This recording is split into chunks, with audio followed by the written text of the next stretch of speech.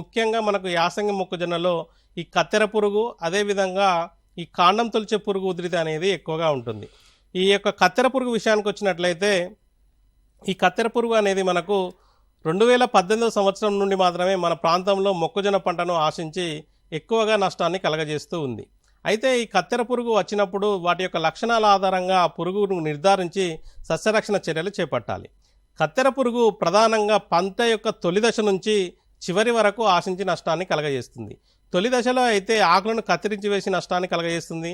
తర్వాతి దశలో ఎప్పుడైతే కంకులు అభివృద్ధి చెందుతాయో ఈ కంకులను తినివేసి మనకు అధికంగా నష్టాన్ని కలగజేయడానికి ఆస్కారం ఉంది. కావున వాటి యొక్క లక్షణాలను మనము ఈ యొక్క మొక్కజొన్న పంటలో గుర్తించి సస్యరక్షణ చర్యలు చేపట్టాలి. ఇందులో భాగంగా రైతు సోదరులందరూ మనం పంట వేసిన తర్వాత మొక్కజొన్న పంట వేయడానికి ముందు కూడా ఈ యొక్క విత్తన శుద్ధిని విధిగా పాటించాలి.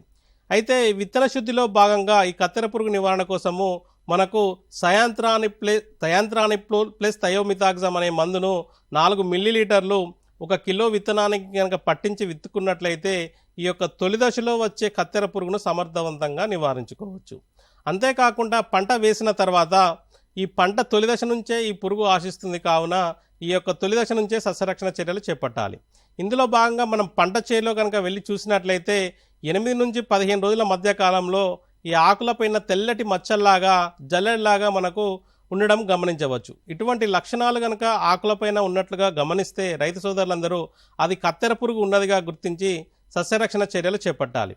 ఇందులో భాగంగా తొలి దశలో అయితే వేప సంబంధిత నూనె 5 మిల్లీలీటర్లు లీటర్ నీటికి కలుపుకొని పిచికారీ చేసుకోవాలి.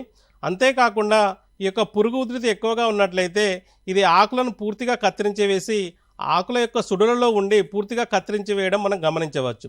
అటువంటి పురుగు ఉధృతి కనుక ఈ యొక్క కత్తెర పురుగు ఉధృతి కనుక ఎక్కువగా ఉన్నట్లయితే రైతు సోదరులందరూ క్లోరాంత్రానిప్రోల్ అనే మందును 60 మిల్లీలీటర్లు 1 ఎకరానికి లేదా స్పైనిటోరమ్ అనే మందును 100 మిల్లీలీటర్లు 1 ఎకరానికి మొక్కల యొక్క సుడుల్లో పడే విధంగా పిచికారీ చేసుకున్నట్లయితే ఈ యొక్క కత్తెర పురుగును సమర్థవంతంగా నివారించుకోవచ్చు.